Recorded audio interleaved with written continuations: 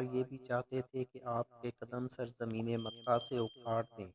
تاکہ وہ آپ کو یہاں سے نکال سکیں، اور اگر بالفرض ایسا ہو جاتا تو اس وقت وہ خود بھی آپ کے پیچھے تھوڑی سی مدت کے سوا نہ ٹھہر سکتے۔ ان سب رسولوں کے لیے اللہ کا دستور یہی رہا ہے جنہیں ہم نے آپ سے پہلے بھیجا تھا، اور آپ ہمارے دستور میں کوئی تبدیلی نہیں پائیں گے۔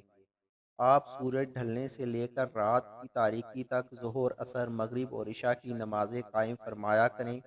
اور نماز فجر کا قرآن پڑھنا بھی لازم کر لیں۔ بے شک نماز فجر کے قرآن میں فرشتوں کی حاضری ہوتی ہے اور حضوری بھی نصیب ہوتی ہے، اور رات کے کچھ حصہ میں بھی قرآن کے ساتھ شب خیزی کرتے ہوئے نماز تہجد پڑھا کریں۔ یہ خاص آپ کے لیے زیادہ کی گئی ہے۔ یقیناً آپ کا رب آپ کو مقام محمود پر فائز فرمائے گا، یعنی وہ مقام شفاعت عظمیٰ جہاں جملہ اولین و آخرین آپ کی طرف رجوع اور آپ کی حمد کریں گے، اور آپ اپنے رب کے حضور یہ عرض کرتے رہیں کہ اے میرے رب، مجھے سچائی و خوشنودی کے ساتھ داخل فرما، اور مجھے سچائی اور خوش نوادی کے ساتھ باہر لے آ، اور مجھے اپنی جانب سے مددگار، غلبہ اور قوت عطا فرما، اور فرما دیجئے کہ حق آ گیا اور باطل بھاگ گیا، بے شک باطل نے زائل و نابود ہی ہو جانا ہے۔ اور ہم قرآن میں وہ چیزیں نازل فرما رہے ہیں جو ایمان والوں کے لیے شفاعت اور رحمت ہیں، اور ظالموں کے لیے تو صرف نقصان ہی میں اضافہ کر رہا ہے۔ اور جب ہم انسان پر کوئی انعام فرماتے ہیں تو وہ شکر سے گریز کرتا اور پہلو تہی کر جاتا ہے،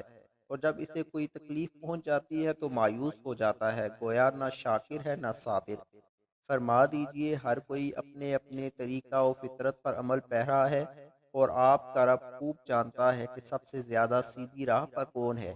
اور یہ کفار آپ سے روح کے متعلق سوال کرتے ہیں، فرما دیجئے روح میرے رب کے امر سے ہے، اور تمہیں بہت ہی تھوڑا سا علم دیا گیا ہے،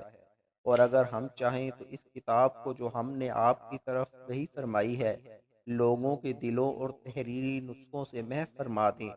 پھر آپ اپنے لیے اس وحی کے لے جانے پر ہماری بارگاہ میں کوئی وکالت کرنے والا بھی نہ پائیں گے، مگر یہ کہ آپ کے رب کی رحمت سے ہم نے اسے قائم رکھا ہے۔ بے شک یہ آپ پر اور آپ کے وسیلہ سے آپ کی امت پر اس سے بہت بڑا فضل ہے۔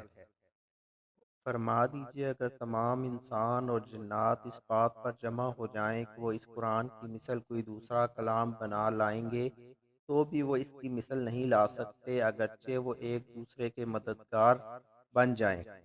اور بے شک ہم نے اس قرآن میں لوگوں کے لیے ہر طرح کی مثال مختلف طریقوں سے بار بار بیان کی ہے، مگر اکثر لوگوں نے اسے قبول نہ کیا، یہ سوائے ناشکری کے اور کچھ نہیں۔